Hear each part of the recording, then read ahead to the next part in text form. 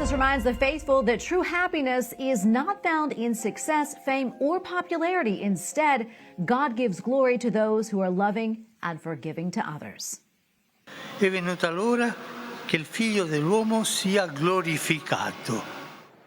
In his Sunday address at the Vatican, the Holy Father said God's definition of glory is loving to the point of giving up your life, and doing so will bring lasting happiness and joy, unlike worldly glory, which always eventually fades.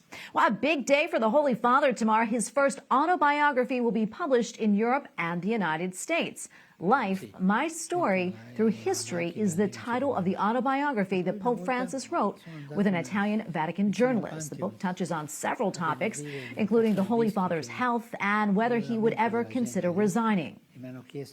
And joining us now is Jonathan Liedl, senior editor for the National Catholic Register. Jonathan, good to be with you as always. So tell us, what did Pope Francis have to say about resigning? Well, Tracy, Pope Francis said that he has no plans to resign from office, though he says that some in the church wish he would. The Pope writes in his autobiography that he considers the Petrine ministry to be for life, and there are no conditions in which a Pope would willingly step down.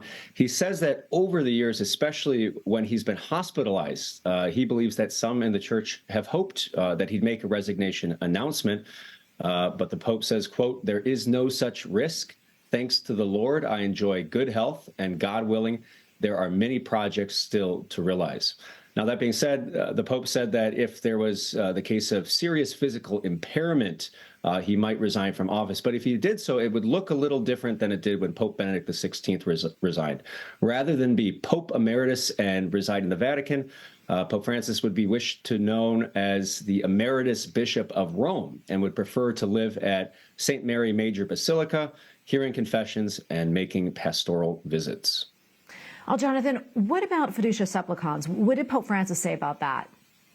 That's right. The Pope addressed Fiducia Supplicans, the controversial Vatican guidance allowing for non-liturgical blessings of same-sex couples and others in irregular situations.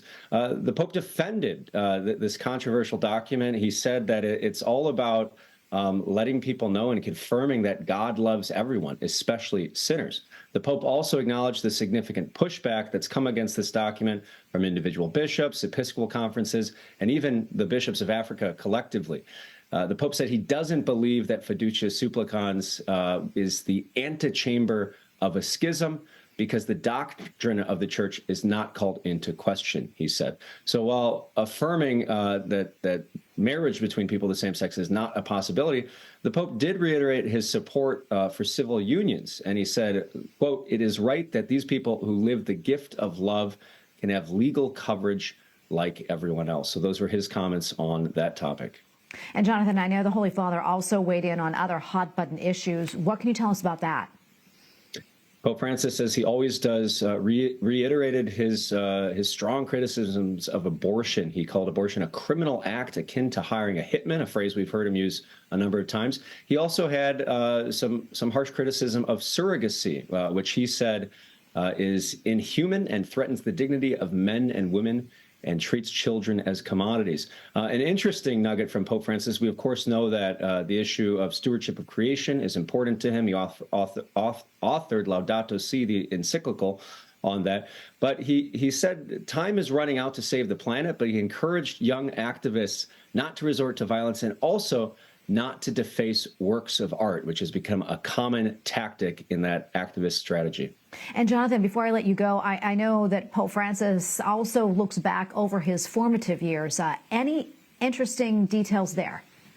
Yeah, absolutely. So obviously this gets into controversial issues, but it's an autobiography on his life. So we learned, for instance, we've known that Pope Francis had a girlfriend before seminary, but he shares in this new book that he had a small crush during seminary, right? He met a young woman at his uncle's wedding who he said he was dazzled by for a week.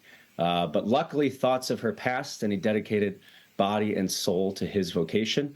The Pope also shares that actually his hope was to be a missionary in Japan, but his request was denied due to health concerns.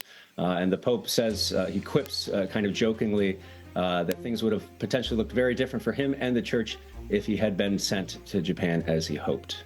All right, we're going to leave it right there. Jonathan, great to be with you as always. We appreciate it. God bless. Thank you, Tracy.